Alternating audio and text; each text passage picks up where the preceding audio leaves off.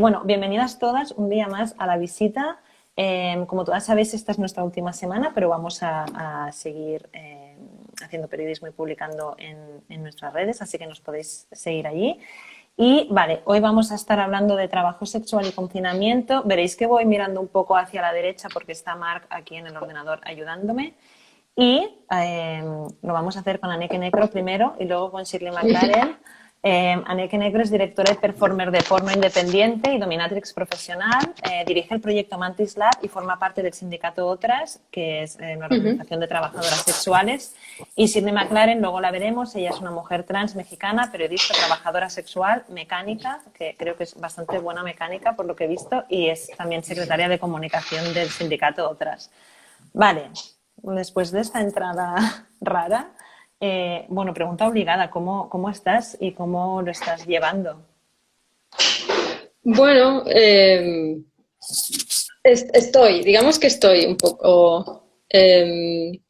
Y a nivel, o sea, a nivel personal lo llevo bastante mal porque soy una persona que me cuesta bastante quedarme en casa y eso que estoy acostumbrada a trabajar desde casa muchas veces, pero además ahora empezaba la temporada de rodajes porque en nuestra productora tenemos la filosofía de utilizar mucho el medio natural para nuestros rodajes, también porque forma parte mucho de nuestra ideología y de lo que intentamos mostrar, ¿no? Y claro, han enganchado toda esta situación cuando iban a empezar todos los rodajes, entonces es como una situación bastante agobiante y luego a nivel de trabajo, pues bueno, hay ansiedad, ¿no? Por saber cómo, pues no sé, pues cómo va a ir todo, la verdad. Sí, sí, creo que estamos todas un poco Sí, así. no. Uh-huh. Bueno, antes de empezar, recordaros, me dice Marc, sobre todo que todas aquellas que queráis hacer preguntas o comentarios a Neke, pues encantadísimas de que lo hagáis para que las pueda resolver, siempre y cuando sean respetuosos, obviamente. Vale, primera pregunta. Sí. ¿Qué es el trabajo sexual y qué implica? O sea, vamos a empezar un poco como desde el principio para ir abriendo capas. Bueno, el trabajo sexual es cualquier tipo de trabajo donde se trabaje con la sexualidad de una forma explícita. Por ejemplo, el trabajo sexual puede ser una persona que se dedica a hacer striptease o trabajar en un lap dance, o una persona que se dedica a hacer shows de webcams, una persona que se dedica a cualquier tipo de pornografía así en general. Y luego, pues todo lo que sería, evidentemente, la prostitución, los masajes eróticos, eh, etcétera. Incluso ¿cómo se llama? El sexting, lo que sería el sexo telefónico y tal, también serían formas de trabajo sexual. La dominación profesional también es una forma de trabajo sexual, etcétera. Vale. Bueno, estos días, bueno, antes hablábamos con Marc también, cómo empezar un poco, sobre todo desde el principio también.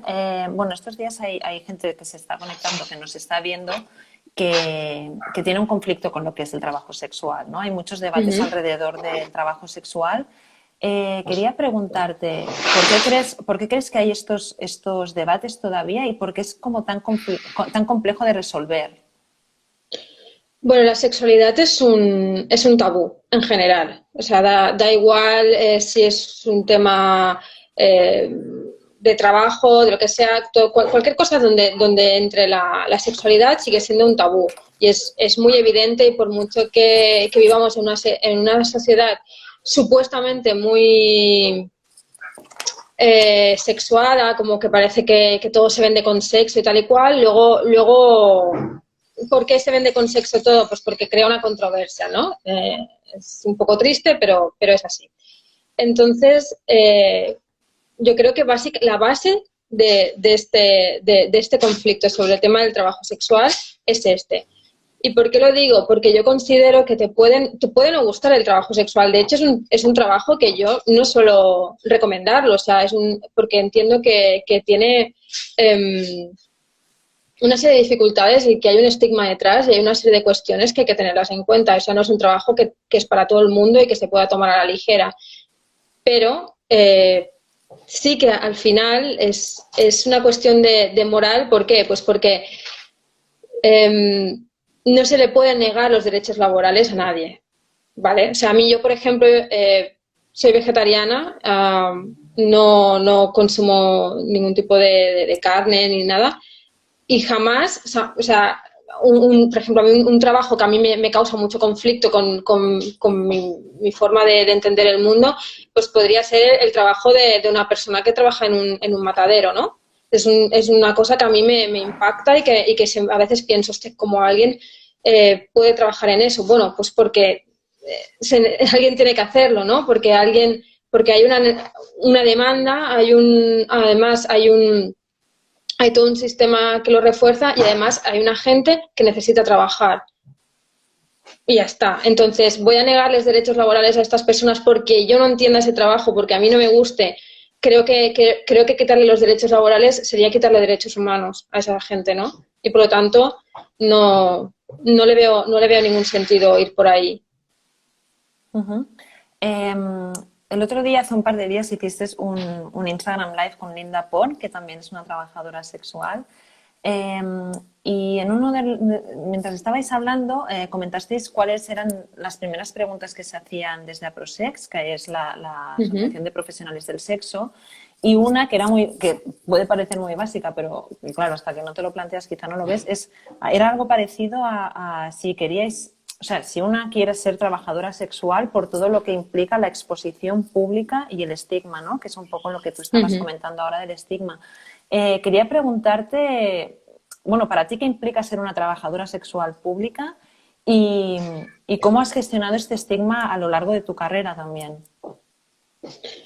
Bueno, a mí, a día de hoy, implica cada vez menos a nivel de estigma. ¿Por qué? Porque ya soy una persona que tengo un bagaje, tengo una experiencia y también porque me he formado mucho y he trabajado mucho conmigo misma. Entonces, si me haces esta pregunta hoy, la puedo contestar de una forma que a lo mejor cuando estaba empezando lo hubiese contestado de otra manera, ¿no? Y eso también es importante de recalcar, ¿no? Que la experiencia y tal, pues, o sea, hay mucha gente que me puede ver como una persona como segura o que tal, ¿no? Pero porque he tenido todo un camino, ¿no? que recorrer. Pero claro, el estigma te influye en muchísimas cosas, desde la percepción que tiene la gente de ti automáticamente cambia, ¿no? A veces hacia algo muy malo, a veces hacia algo que simplemente te molesta. Pero todo cambia, ¿no? Las amistades cambian, tu familia puede llevarlo mejor o peor, pero al final es lo mismo, es que el sexo es tabú. Entonces, tener una persona cercana que trabaja en algo sexual y que además de forma pública, ¿no? Porque también yo hago una diferenciación en diferentes tipos de estigma en los diferentes tipos de trabajo sexual, ¿no? Porque, por ejemplo, no es la misma exposición de una persona que se dedica a la prostitución o se dedica a la dominación profesional que la que pueda tener una persona que trabaja en el porno. Una persona que trabaja en el porno tiene que exponerse para poder trabajar, ¿no? O sea, es así, ¿no? Entonces, no es lo mismo el decir, bueno, estoy en el trabajo sexual, pero bueno, pero puedo separarlo, ¿no? Porque al fin y al cabo nadie lo sabe. Si yo no lo digo, tú no sabes a qué me dedico, ¿no? Pero si te estás dedicando al porno, la gente te reconoce, la gente entra en tus perfiles de Instagram o de Twitter o lo que sea y está viendo lo que te estás dedicando. Entra en un tubo gratuito y ve tus escenas ahí colgadas. Entonces el estigma es muchísimo diferente, ¿no? O sea, es otro rollo, porque además el estigma del porno es absurdo y es doble, ¿no? Porque por un lado se ha hecho una romantización y todo un blanqueamiento de la industria, ¿no? Que lo que hace es que la gente tenga un concepto de como de glamour, como de que vivimos en mansiones y que ganamos muchísimo dinero y que nuestra vida es todo fiestas y tal, ¿no? Pero a la vez hay como este rollo que este hace un estigma bueno, que no se considere un trabajo, que se consideren que tú eres una persona que no vales para nada, ¿no? Porque al fin y al cabo simplemente te pones allá a follar delante de una cámara, como si eso fuera fácil, ¿no? O sea, como si eso no tuviera una cierta complicación, ya no solo en el hecho en el set del rodaje, sino todo el aprendizaje que tienes que hacer previo, pero bueno. Sino que además luego tienes también el otro estigma del trabajo sexual, que es la victimización, que es todo el creer que es un sitio turbio y tal, no sé qué, que evidentemente te lo puedes encontrar, te puedes encontrar gente súper turbia en el porno, pero también puedo asegurar, por ejemplo, en otro ámbito que he trabajado mucho, que es en la moda, he conocido gente muy turbia en la moda y he visto situaciones muy turbias en la moda y no veo que haya el mismo estigma y no veo que nadie esté pidiendo ilegalizar el mundo de la moda o que no exista, ¿no? O sea, es como... Es por el sexo, es que al final el estigma va con la sexualidad y más si encima eres mujer, ¿no? O sea, o eres mujer o tienes una identidad de género o una identidad sexual disidente, ¿no? Que entonces ya eso se dispara bueno, hasta el infinito. hasta donde los demás quieran que se dispare. Sí. Claro. Bueno, supongo, el otro día escribías en El Salto, siguiendo con el tema del estigma, un artículo muy guay que se llama Movimiento Neohigienista, que siempre me cuesta esta palabra, o cómo usar el COVID para estigmatizar a las putas. ¿Cómo está afectando la llegada del COVID-19 a este estigma? Bueno, ya hace tiempo que se está haciendo como una especie de caldo de cultivo muy violento por ciertas personas del ámbito del abolicionismo y sobre todo del abolicionismo como más hegemónico, como le quieras llamar, en el que ya se estaba empezando como a tener un discurso, porque antes era el discurso de las víctimas, ¿no? De que éramos víctimas, de que nos tenían que rescatar y tal. Claro, en el momento que cada vez empiezan a salir más voces hablando del trabajo sexual y hablando de que, bueno, de que se lleva, cada cual lo lleva mejor o peor, pero como que es un trabajo sin más, o sea, como cualquier otro trabajo, ¿no? Entonces, ya eso ya no se puede utilizar, ¿no? La víctima, entonces pasas de víctima a ser alguien, o eres proxeneta, o eres una persona turbia, o que te pasa algo, ¿no? O incluso, o sea, que tienes algún tipo de enfermedad mental. Eso ha pasado, eso nos lo dicen muy, muy a menudo, en plan, no es que tú te dedicas al trabajo sexual porque algo ahí no funciona bien y tal, ¿no? Entonces, con la llegada del COVID-19, ese discurso se ha reforzado que además es como una cosa muy del siglo XIX que ya ha pasado, de las personas que trabajan en el ámbito del trabajo sexual son cuerpos enfermos, son cuerpos que pueden transmitir enfermedades. Tanto las personas que lo ejercen como las personas que acuden, ¿no?, a estos servicios. Y eso ha sido gravísimo y eso ha sucedido. De hecho, lo han bautizado como el abolovirus, ¿no? Y han hablado del virus como un aliado, o sea, un virus que está matando a personas. Y ya no solo que está matando personas, sino que además es que en el trabajo sexual ha arrasado en el sentido de que a muchas compañeras las ha dejado sin trabajo. Bueno, a todas nos ha dejado sin trabajo, pero es que además a muchas las ha dejado en la calle, literalmente, ¿no? Porque compañeras que eso lo explicarás un poco mejor, Shirley, pero o sea, que ha sido una movida muy, muy heavy, ¿no? Uh-huh. Hay una pregunta aquí. Bueno, las id comentando y luego las dejamos para el final. Sí, claro, entiendo en esto que dices de cuerpos enfermos, ¿no? Entiendo que es como las trabajadoras sexuales portadoras de todo tipo de enfermedades, que históricamente ha sido un poco así, ¿no? Entonces ahora aún más, ¿no? Como entiendo que como hay este contacto físico, pues que vosotras todavía podéis portar más este virus. Bueno, entre otras cosas, tienes un podcast que he escuchado estos días, muy guay, que se llama Hot Topic, que se puede encontrar en iVoox, en el que hablas de muchas cosas, de pornografía, educación sexual, de cómo follar en tiempos de cambio climático, de música y porno, o sea, realmente es muy increíble. Y en uno de ellos me haces una pregunta que tiene que ver un poco con lo que hablábamos al principio, y tú te preguntas, ¿qué nos sigue quedando por aprender de sexualidad? Entonces yo la cojo y te la lanzo a ti, en plan, ¿qué nos queda todavía? O al menos si podríamos identificar 4 o 5 cosas en plan de deberes que todavía no hemos hecho, ¿cuáles serían? Es que nos queda, o sea, es que incluso, o sea, es que a veces, yo siempre lo digo, que yo soy la primera que es que no tengo ni idea de sexualidad. he estado investigando, porque a mí me gusta investigar así, random. Y realmente es que te das cuenta de que conforme vas, o sea, tú vas tirando atrás en la historia y te das cuenta de lo enriquecedora que había sido la sexualidad, ¿no? Y de la cantidad o sea, es que la sexualidad había tomado muchas formas, desde formas espirituales, religiosas, hasta evidentemente una cuestión biológica de procrear y todas estas cosas, hasta algo ritual, hasta pornográfico, ¿no? Porque es que ya se empiezan a encontrar imágenes explícitas es que en las cuevas, ¿no?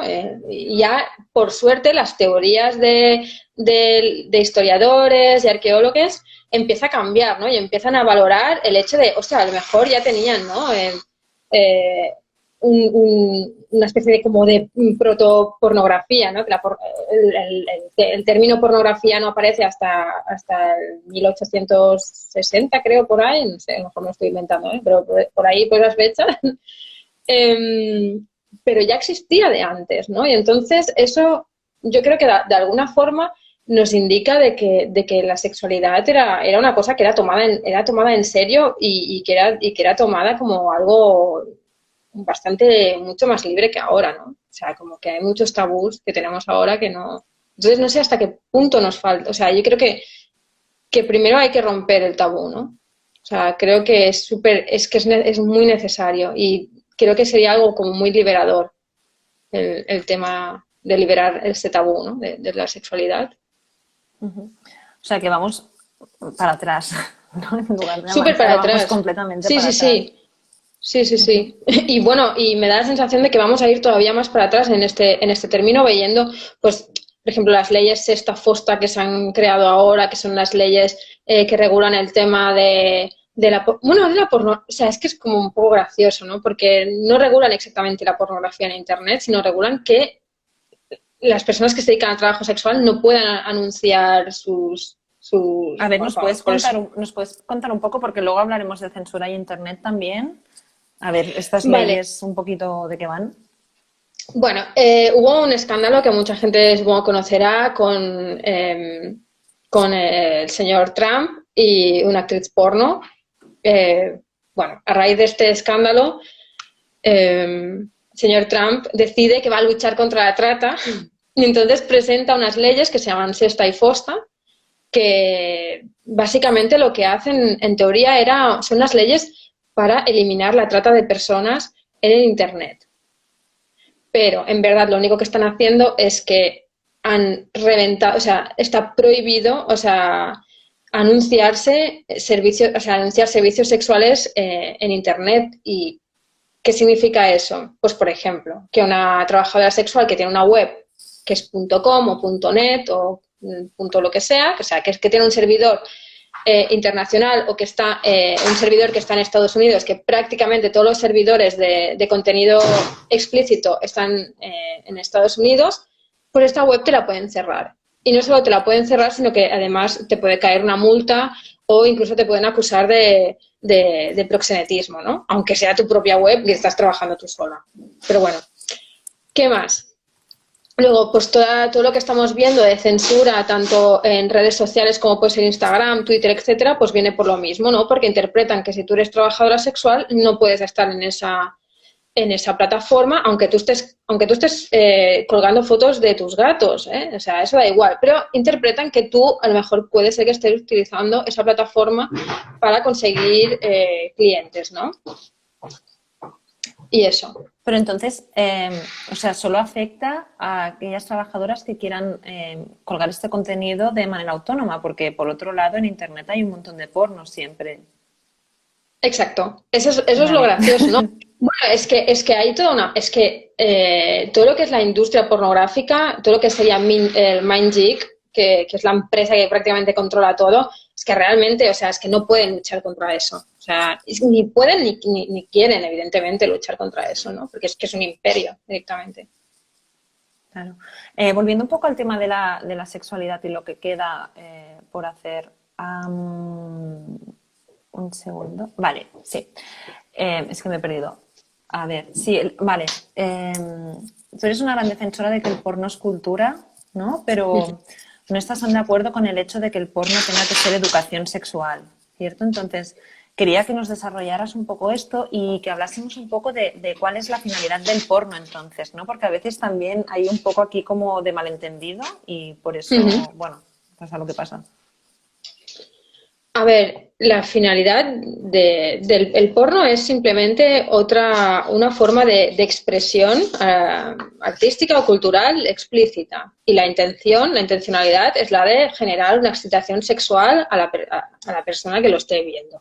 En fin, de eso se trata y parece muy simple, pero no es tan simple, ¿no? O sea, ¿qué es el terror, no? O sea, el terror es pues un tipo de cine o un tipo de literatura en el cual lo que pretendes es crear una tensión, un miedo o una serie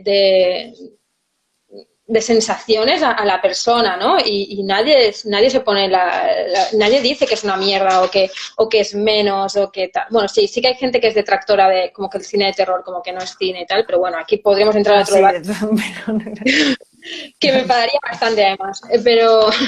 ¿Te gusta mucho? Sí, evidentemente, sí. Pero básicamente es eso, ¿no? El cine porno o la literatura pornográfica, lo que sea, pues básicamente busca una excitación.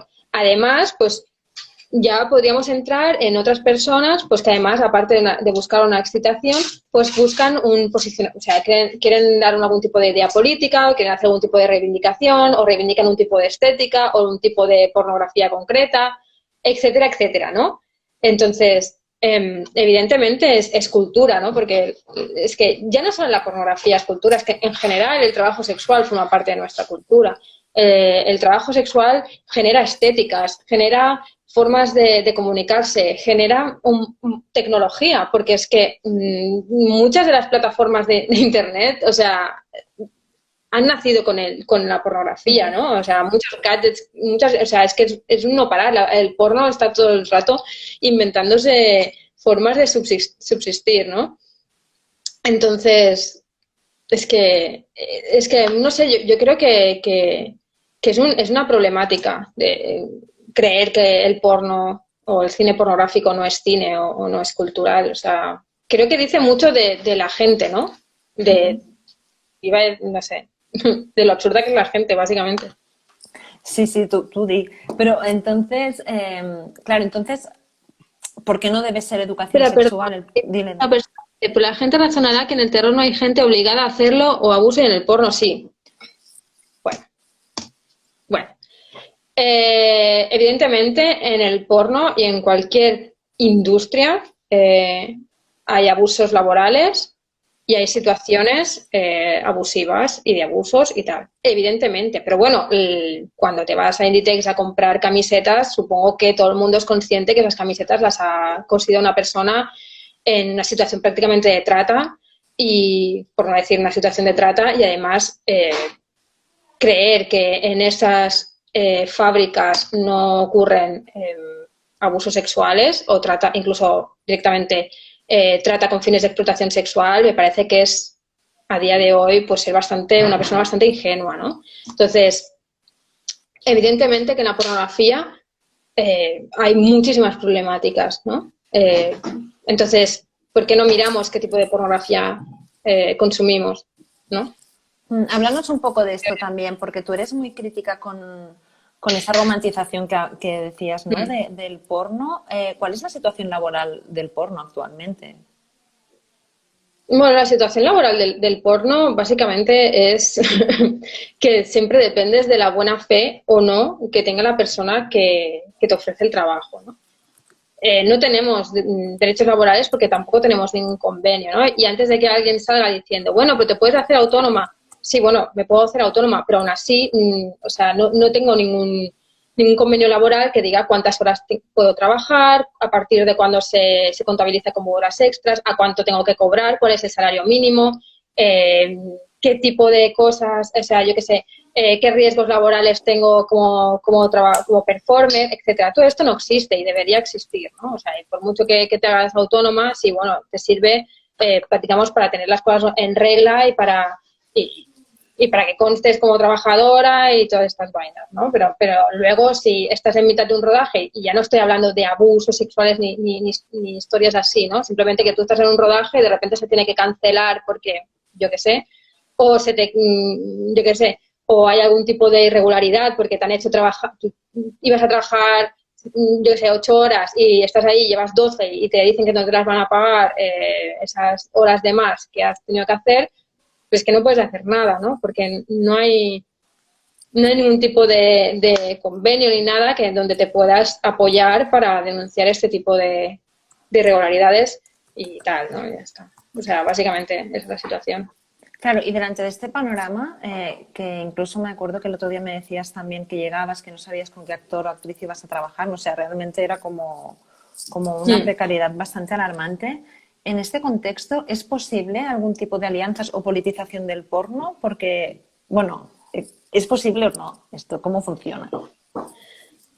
Debería ser así. El problema es que la industria del porno está todavía muy poco politizada. O sea, hay como una gran división, ¿no? O sea, hay lo que la gente conoce como porno feminista, porno ético, no sé qué, que ahí sí que está todo como súper politizado, pero luego lo que se conoce como porno mainstream o lo que el porno como más común, ahí falta muchísima politización.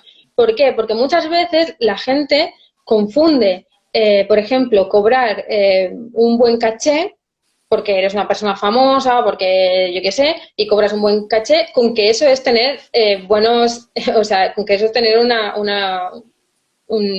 de esto laboral correcto, ¿no? Y es como, no, o sea, no tienes derechos laborales, por mucho que tú cobres 1.000 euros en un solo día, que me parece fantástico, igualmente no, si te pasa algo durante este rodaje, ¿sabes? O sea, dependes totalmente de que te quieran ayudar. Insisto, y cuando digo que te pase algo, me refiero sobre todo pues a que puedas tener un accidente laboral, como lo puedes tener pegando camisetas en un Zara, o yo qué sé, o que se tenga que cancelar, o yo qué sé, o cualquier cosa, ¿no?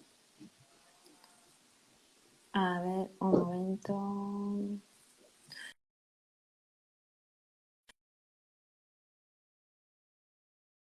¿Será que? Ay, vale. Sí, sí, sí, ahora sí. Eh, sí, en relación, claro, o sea, es complicado. ¿Qué papel juegan aquí también un poco las grandes productoras, ¿no? En este impedimento en que os podáis organizar bueno, no sé si es más un problema de organización, claro, no, es como difícil también, ¿no? Bajarlo mucho, pero no sé si es un problema de organización, un tema de precariedad en sí, que ya te obliga a estar más pendiente de la pasta que puedes tener para comer, o sea, pero ¿juegan algún papel las grandes productoras en esta despolitización, tú crees?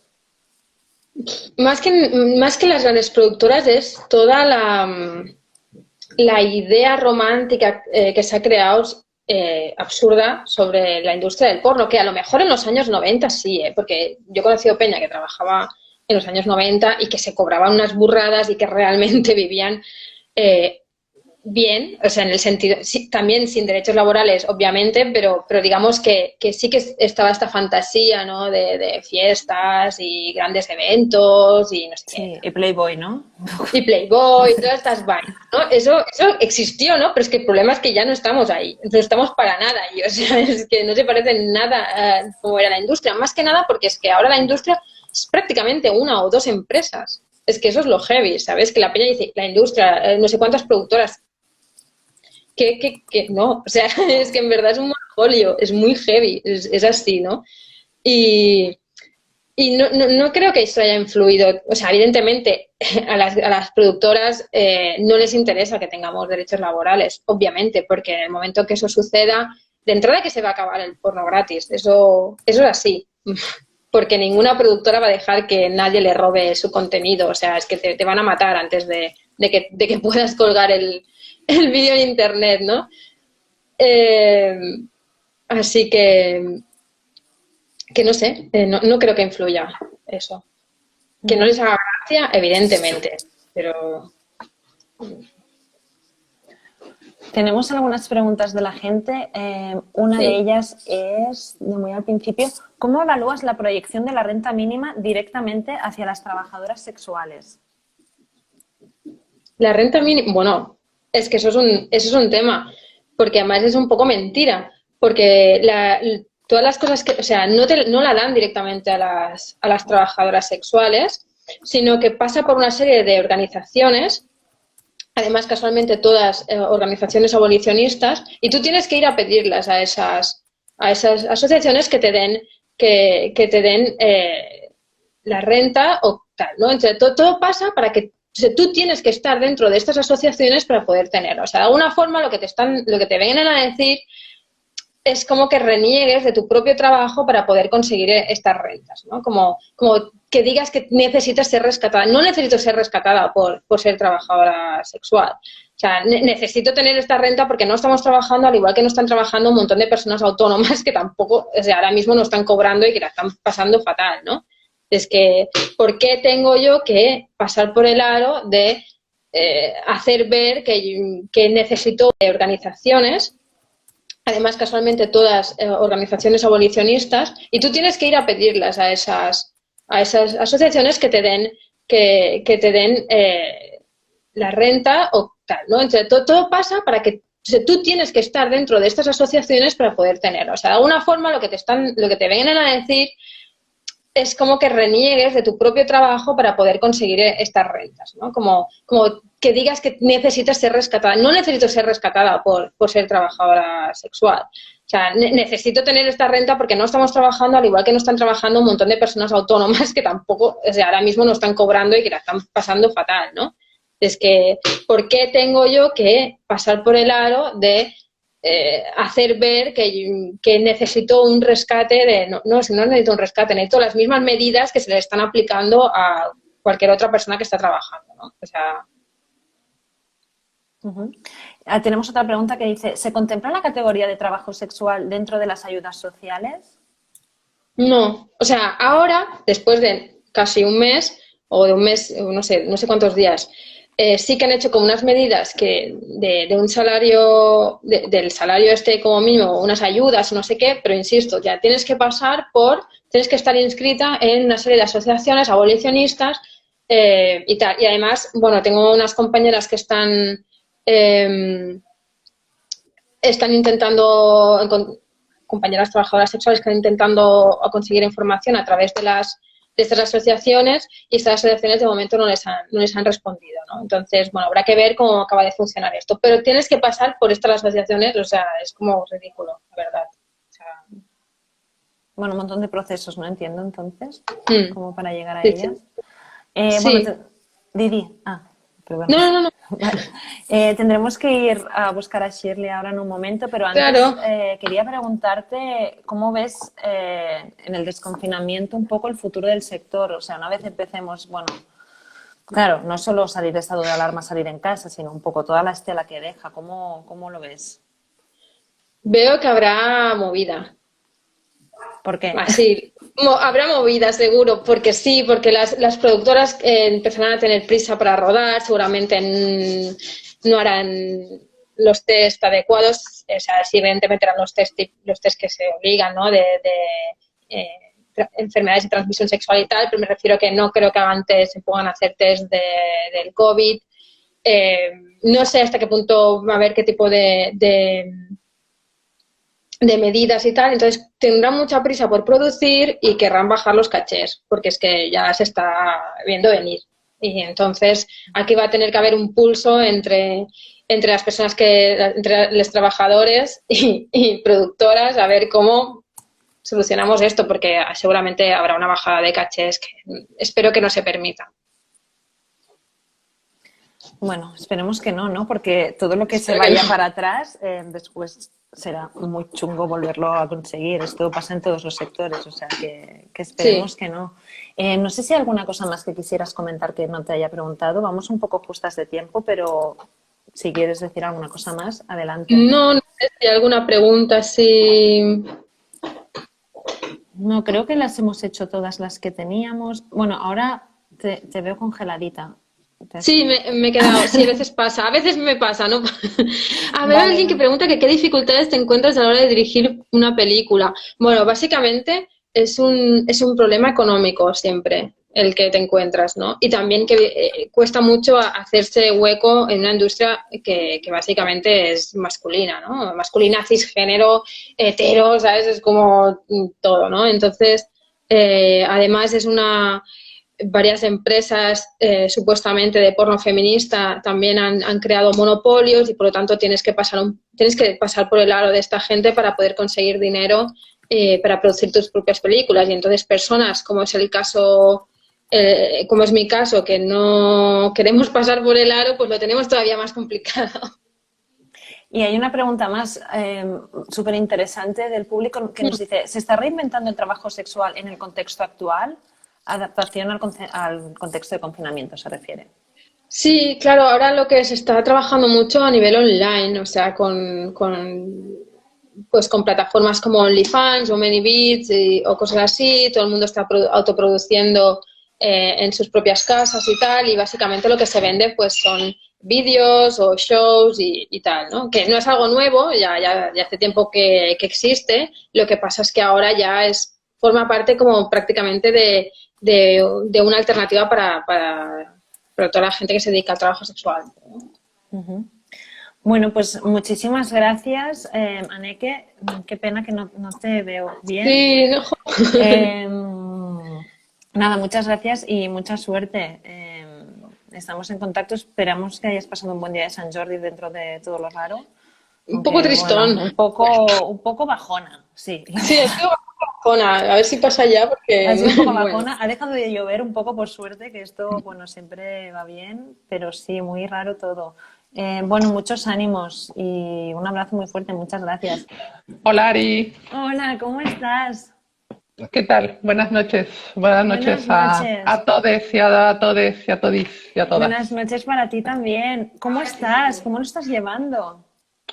Bueno, aquí estamos muy ocupada. La verdad es que a mí cuando me dicen, uy, es que me estoy aburriendo, no nos ha dado tiempo de aburrirnos para nada. Para nada, porque, bueno, yo he estado aquí viendo a Anne, que también lo que ella decía, y bueno, reafirmo, ¿no? Que como el trabajo se nos ha detenido completamente, bueno, la emergencia ha sido enorme. Entonces, bueno, decidimos ponernos en marcha para tratar de paliar esta situación, porque ya sabíamos que el gobierno iba a tardar, ha tardado 35 días, 36, y bueno, entonces, bueno, nosotras tardamos 10 de repente o menos en movernos, mucho menos. Entonces, hemos estado coordinando un crowdfunding que se ha dividido en dos etapas. Bueno, ya terminó una, estamos con la otra.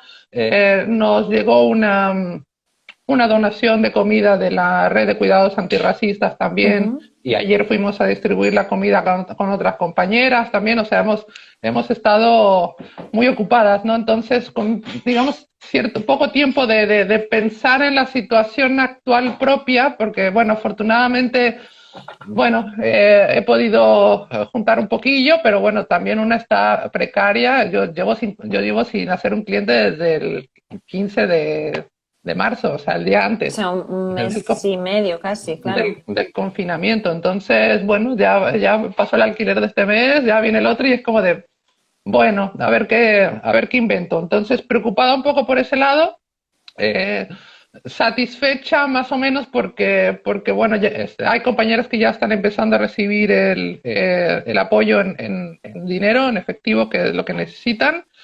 También con esta donación de alimentos que también algunas ya también han recibido, también les hemos podido apoyar con eso. Entonces, por ese lado contenta. Y bueno, tratando de llevarlo lo mejor posible, ¿no? También en casa somos dos, el espacio es pequeño, cosas de la cuestión habitacional de Barcelona que ya conocíamos de antes, ¿no? Entonces el espacio es chiquito, entonces, pero lo llevamos bien. Entonces, como estamos en un sobreático, entonces tenemos el techo arriba, la terraza arriba, entonces son como días como hoy, es como de, bueno, la terraza. Bueno, entonces, eso salva un montón, claro, porque es un no tema tengo también. Balcón. No tengo balcón, entonces aprovecho arriba para ir a la terraza. Qué bueno. Mira, ¿qué te dice bonita? Quería preguntarte... Guapa, hermosa, te quiero mucho. Quería empezar un poco haciéndote la misma pregunta que le hacía a Neke al principio, que es un poco qué implica para ti ser una trabajadora sexual pública y un poco cómo llevas este estigma. Bueno, la verdad es que no lo llevo tan mal.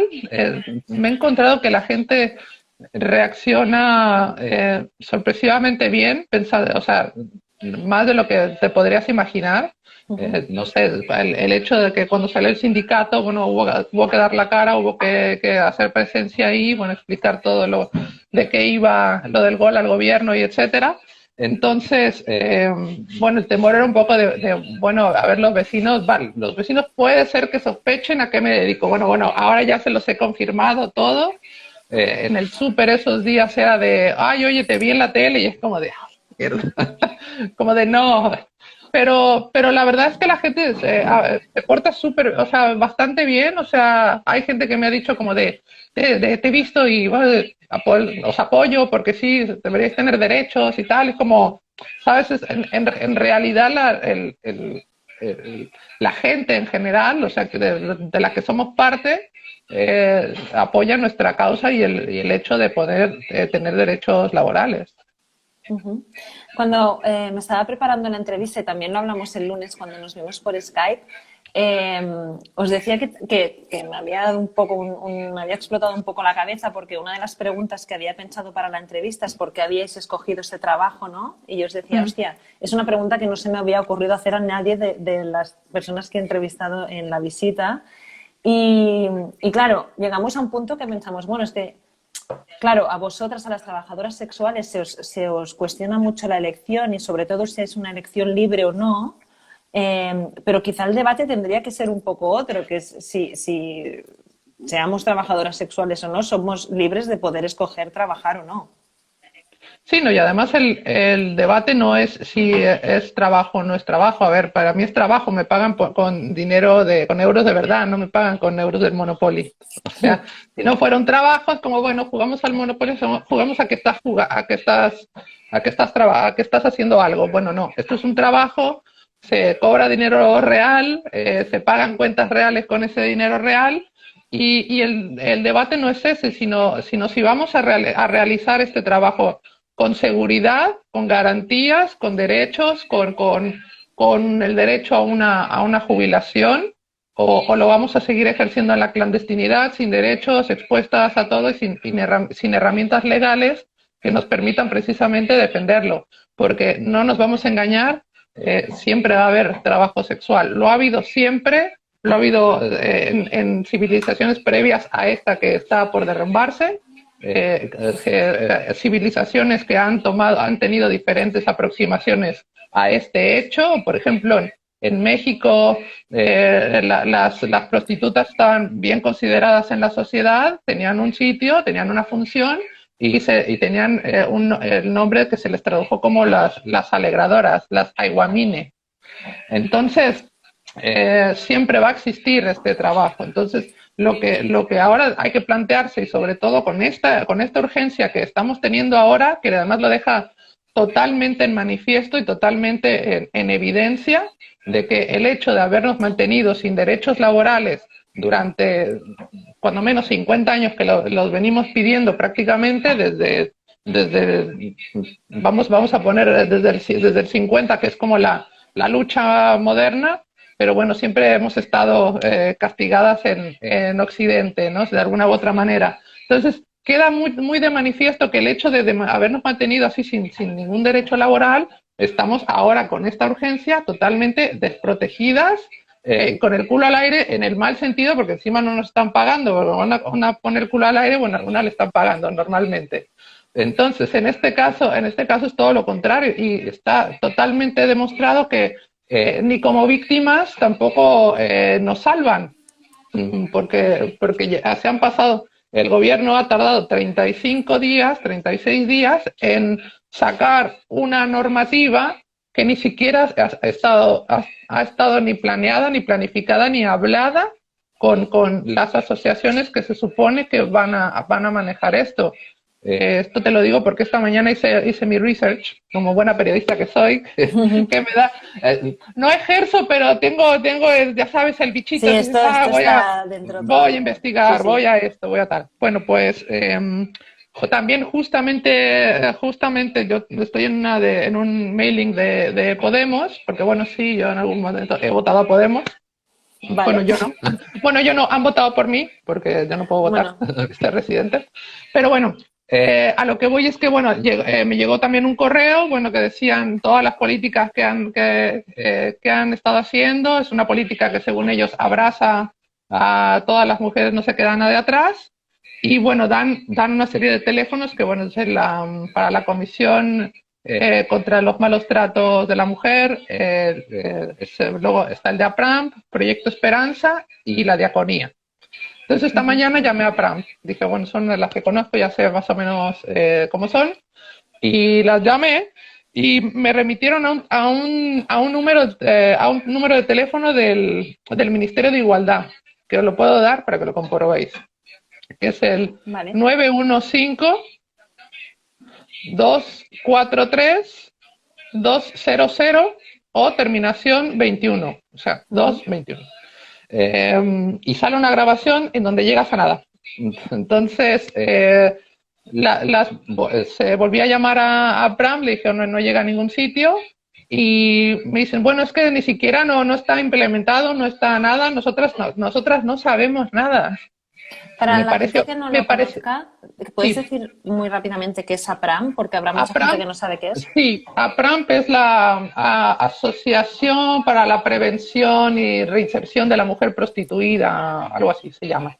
Es una entidad abolicionista, tienen su sede en Madrid, más concreto en la calle Ballesta, que es donde tradicionalmente se ha ejercido trabajo sexual en Madrid. Y bueno, tienen un gran taller, un gran local con unas vitrinas con las máquinas de coser. Bueno, ahora ya hay mamparas, ya no se ven las máquinas de coser, pero siguen estando. Y bueno, se dedican a reinsertar y a rescatar víctimas de trata. Tienen un presupuesto muy grande, reciben bastantes subvenciones del Estado, que son públicas y se pueden consultar, y bueno, son ellos. Sí, luego entraremos en el tema de la trata porque, bueno, es uno de los estigmas que acarrea el trabajo sexual. En el tema del reconocimiento del trabajo sexual como trabajo, entonces, ¿es este reconocimiento la solución a todos los problemas que tenéis o qué supondría este reconocimiento del trabajo sexual como trabajo? Mira, Anneke dice que Apram dijo Sí. lo del abolovirus Virus también. también. Entonces, a ver, evidentemente no se resuelven todos los problemas que tenemos. Todos no. Porque, bueno, siempre bajo el sistema capitalista siempre va a haber un abuso por la parte de quien tiene el capital, del empresario, del dueño de los medios de producción, y siempre va a haber un desfavorecimiento hacia quien trabaja, hacia los trabajadores. Ahora mismo, sin derechos, el campo está totalmente desnivelado, totalmente. El hecho de dotarnos de derecho y, sobre todo, de legislarlo junto con nosotras, de no sentarse a legislar y pensando en lo que es mejor para saber qué intereses, excepto los nuestros, como se ha hecho, por ejemplo, en Holanda y en Alemania. Eso cuando menos nos llevaría a un terreno de juego un poquitito menos desequilibrado. Evidentemente muchas cosas que cambiar desde las propias legislaciones de autónomos, o sea, las propias legislaciones de trabajo para todos los trabajadores. Hay muchas cosas que cambiar, o sea, habría que cambiar la ley de extranjería, que habría que abolirla, que eso también te impide que puedas acogerte a ciertos derechos. Por ejemplo, en un entorno decriminalizado como Nueva Zelanda, que es el modelo que nosotros perseguimos, bueno, tiene ese defecto y es algo que se tuvo que ceder también, que es el hecho de que no pudiera solicitar un visado de trabajo como trabajadora sexual. O sea, yo no puedo decir, quiero irme a Nueva Zelanda a trabajar de trabajadora sexual, voy a un visado para eso. No puedes. Y si eres extranjera, o sea, y solamente si resides legalmente o tienes pasaporte neozelandés, o también estás en Australia, que tienen como una especie de Commonwealth, de Unión Europea, así un tipo Schengen entre ellos. Solamente en esos supuestos puedes ejercer trabajo sexual legalmente o reguladamente en Nueva Zelanda. Entonces, siempre va a haber algún escollo que superar, ¿no? Entonces, ningún modelo es perfecto. Yo lo que creo es que hay que sentarse a trabajar y es lo que luego los políticos no quieren hacer, trabajar de verdad. Simplemente ellos están contando votos y viendo a ver cómo se siguen perpetuando y cómo se siguen columpiando en el poder, ¿no? Y en realidad les damos lo mismo. Pero bueno, este es un tema que hay que solucionar. Esta pandemia lo ha demostrado que no podemos estar desprotegidas, no podemos estar sin herramientas legales, insisto, para podernos defender. O sea, no necesitamos que nos vengas a rescatar, y ni siquiera me estás rescatando 35 días después de una pandemia porque ni siquiera te has puesto de acuerdo cómo rescatarme.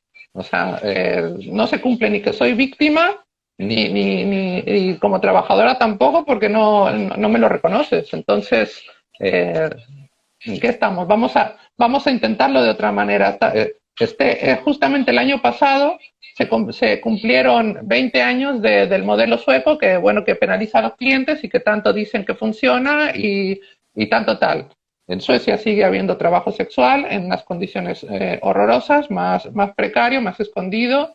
En Suecia sigue habiendo trata también, porque por supuesto hay una ley de extranjería europea, Schengen, que la propicia, y no se ha cumplido. Y también Suecia es uno de los países con mayor violencia de género. Entonces, o sea, de los 3 objetivos que planeaba, porque esta ley no se ha cumplido ninguno. Bueno, ¿cuánto tiempo vamos a seguir tratando de que funcione? ¿20 años más? ¿20 años más de sufrimiento de las compañeras? ¿20 años más de criminalización, de persecución, de todo? No. Entonces, bueno, vamos a hacer un reset aprovechando también esto, ¿no?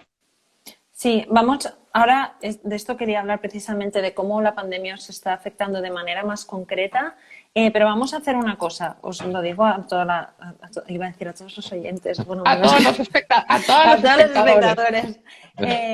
Como Instagram nos va a cerrar porque solo nos deja 1 hora para hacer el directo, voy a cerrar este directo y voy a volverlo a abrir, ¿vale? Y te vuelvo a invitar, así que todas las que nos estáis escuchando yo como si estuviera en la radio, quedaros aquí. Pues es que es un poco la radio. Es un poco raro esto, ¿eh? Yo estoy ya en la...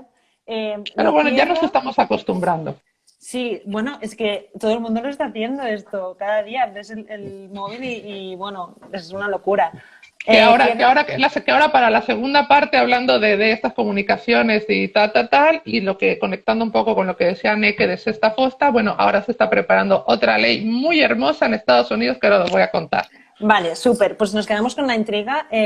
Cierro y vuelvo a abrir y quedaros todas y ahora nos vemos otra vez. ¿Cómo se está afectando en concreto la pandemia a vosotras? Porque muchas de vosotras trabajáis en casa y es vuestra casa y lugar de trabajo a la vez. También está el tema de los clubes, si lo puedes contar un poco por encima. Sí, ¿qué problemáticas os estáis encontrando? Pues todo, porque no se ha detenido todo nuestra forma de ingreso.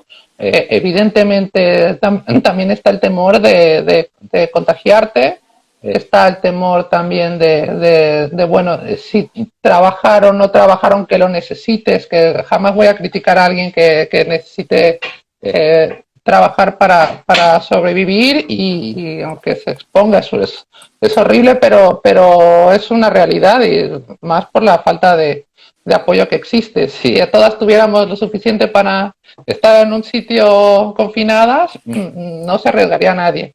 Pero bueno, evidentemente los clientes también están temerosos. A ver, los clientes también tienen su esposa, su familia, o sea, son los hombres que están al lado nuestro, ¿no? No es ese imaginario que también nos quieren hacer ver, es como los puteros te llaman, como si salieran de las alcantarillas espíritus, ¿no? Es como, no, señores, es su marido, es su tío, es todos, y también están cagados porque porque no se quieren contagiar, evidentemente.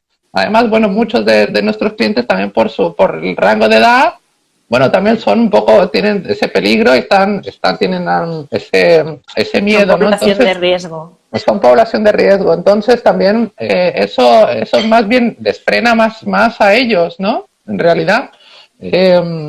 Y bueno, esto nos ha afectado en que, bueno, si trabajas, por ejemplo, en una habitación haciendo plazas, de estas que hay muchas, que tú alquilas una habitación por semanas, te cobran un precio por semanas. Aquí en Barcelona puede oscilar sobre los 350 400 euros.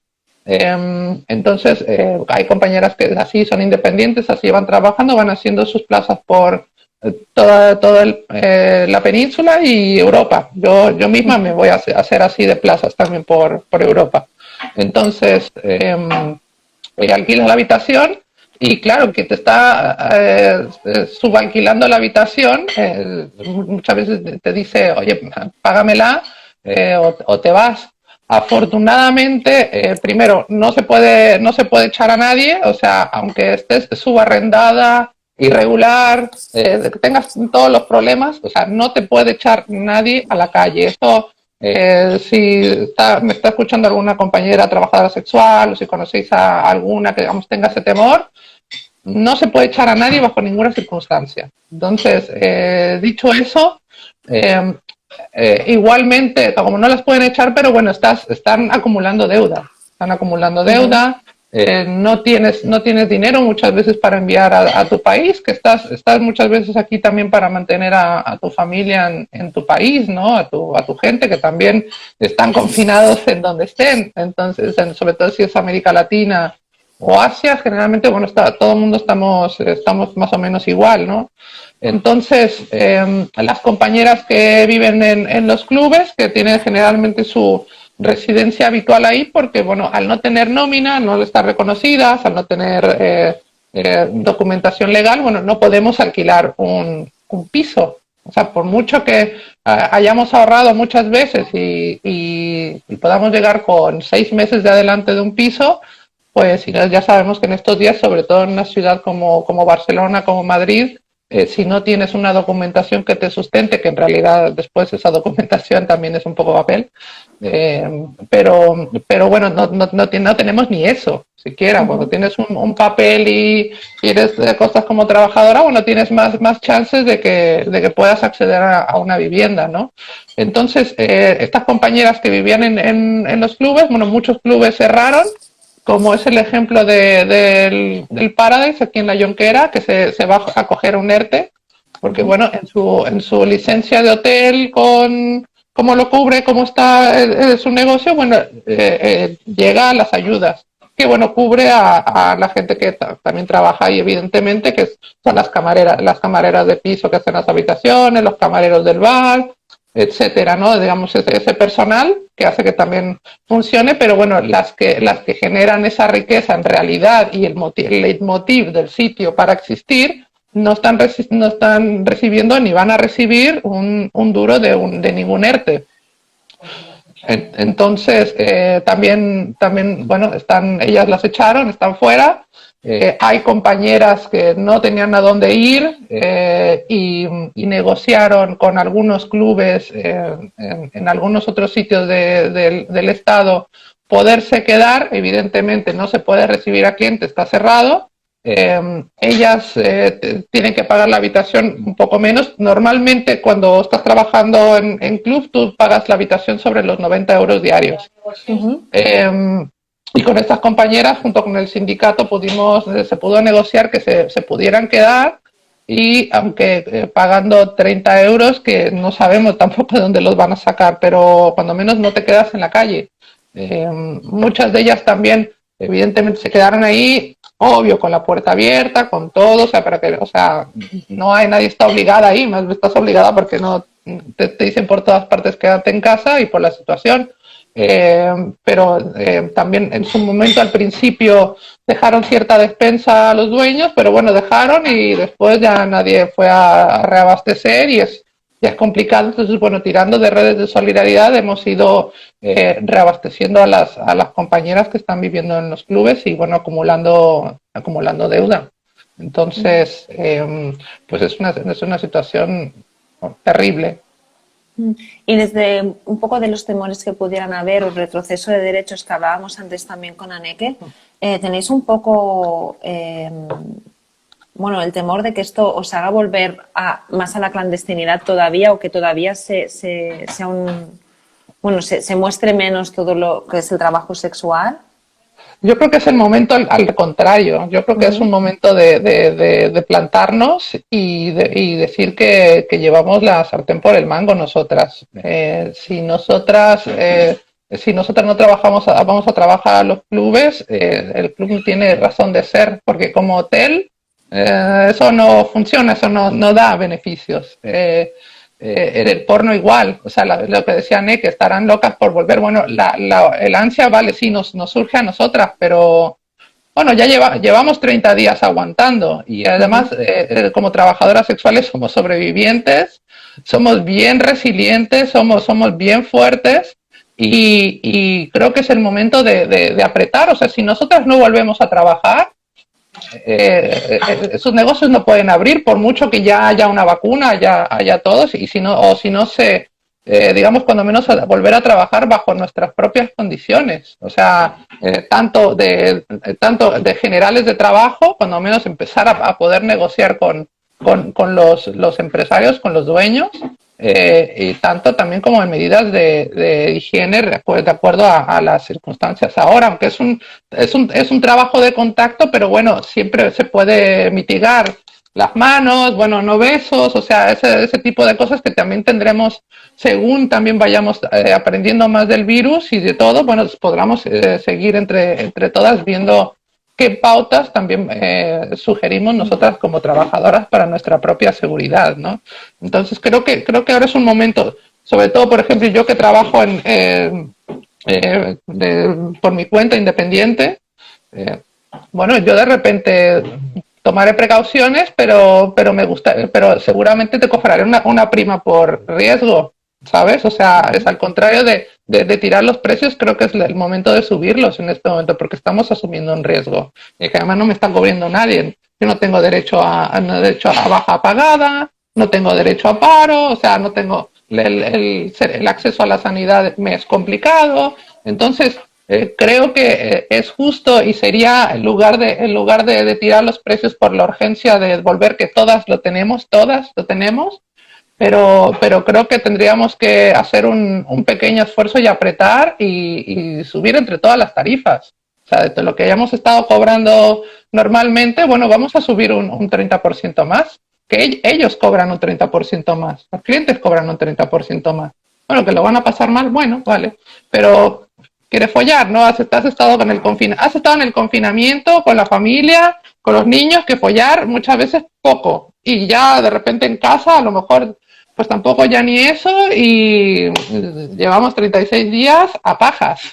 Entonces, compañeras, es momento de imponer nuestras condiciones. O sea, van a venir como locos desesperados. O sea, en cuanto haya cierta apertura, y lo sabemos, o sea, es lo que va a hacer. Entonces es el momento de aprovechar y además de primero compensar esa injusticia que de tenernos prácticamente 40 días olvidadas y a saber cómo se vaya a establecer esa ayuda del gobierno que han puesto, o sea que pues, nos podemos ir a 45 días sencillamente o más, y simplemente asumir el riesgo de que si yo me enfermo, me puedo de repente no morir del COVID, pero sí voy a estar una semana con fiebre, con tos, con tal, o es una semana o dos. ¿Eso quién me lo cubre? ¿Eso quién me lo tapa? Entonces, bueno, si en el momento en que se libere todo y empiece a trabajar más o menos con normalidad, habría que cobrar un plus de peligrosidad, simplemente por los días que podemos estar tumbadas del trancazo con tos y fiebre. Y para articular o sea, para pedir esta subida de tarifas, hace falta que os organicéis, obvio. ¿Cómo articuláis todo esto desde el sindicato?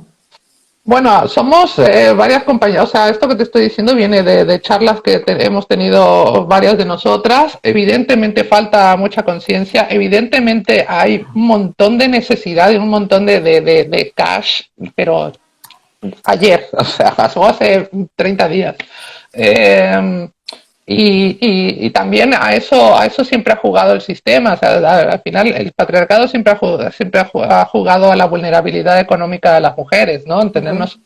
apretadas ahí con los recursos y dependiendo de tal. Entonces, bueno, en este momento ellos van a querer, como decía Anne, que ellos van a querer negociar la baja, como no, voy a negociar a la alta. O sea, tú quieres un servicio, o sea, algo que no es de básico, o sea, no es una necesidad básica a cubrir, ¿no? O sea, ya decía, como decía Demóstenes, ¿no? El filósofo, decía, ojalá yo me pudiera acariciar la panza y quitarme el hambre y bueno, como se hace con otras cosas, ¿no? O sea, no es un servicio básico, el nuestro es un servicio de lujo. Y eso es algo que tenemos que tener en cuenta. Pero claro, como nos bombardean por todas partes, nos estigmatizan por todas partes, nos bombardean con que lo nuestro no es trabajo, lo nuestro es una vergüenza, lo nuestro es sucio, lo nuestro es criminal.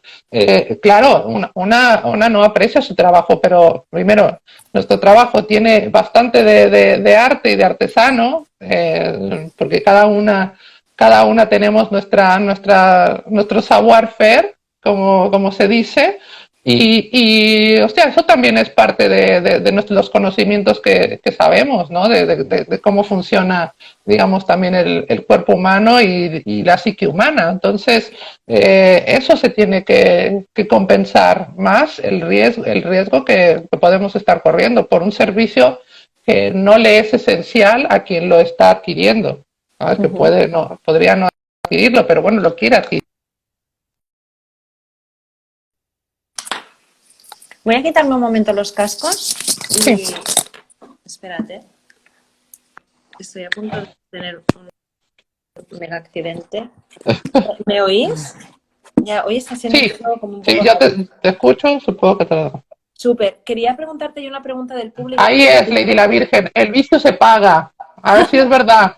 Los vicios hay que pagarse y se tiene que cobrar bien, compañera. ¿Tenéis alianzas con otros sindicatos para, sí, bueno, para seguir en esto? Bueno, es muy dispar porque también depende de las secciones, de las regiones. Por ejemplo, nosotras con CGT Barcelona llevamos una buena relación. En las asambleas del 8 de marzo siempre nos encontramos, siempre, digamos, tenemos bastante acuerdo. Y, y bueno, sindicatos independientes, pero ya está. O sea, de los grandes, de hecho UGT dijo que sí, que lo nuestro es ilegal y que nos ilegalizaran directamente. Entonces, con los dos grandes, pues la verdad es que no. Pero bueno, nuestra alianza también va con los colectivos antirracistas, colectivos de migrantes, los colectivos LGBT y Q. Entonces, nuestras alianzas en realidad van más por ahí, ¿no? Entonces, creo que cuando también más o menos también vuelva a la justicia, a los tribunales, ya tendría que estar más o menos preparado el fallo del Tribunal Supremo que tiene sobre el sindicato y es que donde seguramente, bueno, esperemos que nos den la razón. Uh-huh. Hay, como decías antes, hay dos estigmas muy marcados en relación a, bueno, sobre todo a la prostitución, creo yo. No sé, corrígeme si me equivoco, más que al trabajo sexual en general.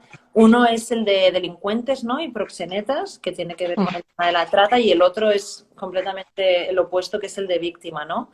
Quería preguntarte por los dos. Quería empezar preguntándote por el de la trata, un poco, eh, bueno, que nos cuentes cuál es el papel que juega la prostitución en la trata, o si sí, si no, un poco porque, y cómo, y sobre todo, cómo se genera el tráfico de personas, porque realmente, bueno, hay un poquito de temilla aquí que genera mucha contradicción en muchas personas en relación al trabajo sexual y a la prostitución.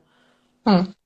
Pues lo que pasa es que el tráfico de personas lo genera el capitalismo y lo genera el hecho de que haya fronteras cerradas y lo genera la explotación y el saqueo de recursos en África, en Latinoamérica, en Asia y bueno, el empobrecimiento de la gente, ¿no? Entonces, según la Organización Internacional del Trabajo, de hecho, este año sacaron el reporte sobre ellos le llaman la esclavitud moderna y el matrimonio forzado.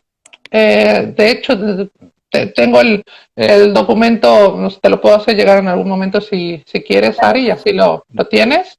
Ellos hacen, bueno, sus cálculos, sus números sobre las condiciones de esclavitud moderna y bueno, ellos han llegado a la conclusión, al cálculo que el 15% de todo del universo de los 40 millones de personas que se estima que están en situación de trata en el mundo, el 15% está destinado a la explotación sexual. Entonces, el otro 75% queda bailando, porque es que el hecho, la cifra del 80% es que no hay ningún estudio que nos hayan mostrado dónde es. Yo te puedo mostrar el documento este de la OIT y que se puede consultar perfectamente. De hecho, de ese mismo informe, cifra en mayor cantidad, me parece que eran 28 millones de mujeres para matrimonio forzado y para explotación sexual era alrededor de unas 13, una cosa así, 13 millones. Es un montón de gente igual, pero, o sea, el hecho de que digan que la prostitución o el trabajo sexual genera la trata de seres humanos, lo que dicen es prostitución igual a trata, porque la demanda genera la no sé qué, que es otro mito. Esas señoras que dicen que la demanda tiene que traer mujeres, nunca han entrado a un puticlub. O sea, hay veces en muchos puticlubes de carretera, sobre todo en los pequeños, que hay 6 compañeras y estás así, ¿sabes? Y hay un tío solo tomándose una cerveza que se va a gastar la cerveza. O sea, ¿qué demanda? ¿Qué me estás diciendo de eso? Se demandan miles de mujeres. No es cierto, no es cierto. Y además es mucho menor que lo que pasa en otras industrias, en el empleo doméstico. En la mendicidad antes de esta pandemia me acuerdo salió la noticia de que habían rescatado a un mendigo en Barcelona que lo tenían obligado en trata y obligado a trabajar a mendigar, entonces que también hay trata para eso. Entonces la trata se da por el sistema económico en el que vivimos, entonces no va ligada a la prostitución como quieren hacer ver, porque no es así. Entonces, está bien que empecemos a separar estos discursos, porque también a las víctimas verdaderas de trata luego se les invisibiliza, porque como se cree que todo es, digamos, la trata es trabajo sexual, prostitución, pues la gente que está en las temporeras de Huelva, la gente que está en las maquilas de Inditex, otras industrias en distintos países del mundo, o sea, toda la gente que está en trata, en los barcos pesqueros que son piscifactorías dentro, tela, y ahí se puede consultar, tú pones trata en barcos de piscifactoría y te sale en Google, o sea, hay cosas documentadas, no me las estoy inventando, todas son bien comprobables, ¿no? Entonces, para acabar con la trata tendríamos primero que acabar con el capitalismo y con las políticas fronterizas. Entonces, pero como eso no se va a acabar, cuando menos no pronto, a lo mejor el COVID ayuda, no lo sabemos, pero mientras eso no acabe, va a seguir sucediendo los casos de trata. O sea, es verdad que existe trata en sectores de la economía reconocidos, digamos, regulados, y aún así sucede, pero cuando menos tienes ciertas herramientas legales para defenderte, para defender cuando eso suceda, cuando tu situación de repente, como es tan vulnerable, si tú estás en una industria, por ejemplo, la sexual o la textil, pueda degenerar en una situación de trata muchas veces. De eso no se habla, pero de eso no se habla en general, digamos, en el común, pero son situaciones que suceden, ¿no? Que aunque estés en una industria por tu vulnerabilidad y que es una industria que no tienes mucha regulación, tipo la textil, la minera, la agricultura, que también que faltan inspecciones, o sea, ese tipo de industrias donde generalmente está la gente más vulnerable trabajando, es donde que pueden derivar muchas veces en temas de trata. Por eso es que se tienen que reforzar las leyes laborales y por eso es que todo el mundo debemos tener unos derechos laborales, hagamos el trabajo que hagamos. Uh-huh. Ya para ir terminando, bueno, haremos una pregunta más porque es muy tarde y supongo que tienes cosas que hacer. Bueno, solo recordar que esto es la visita, que esta es la última semana que estaremos haciendo la visita en Revista Deriva y que podéis recuperar todas las entrevistas en nuestro YouTube.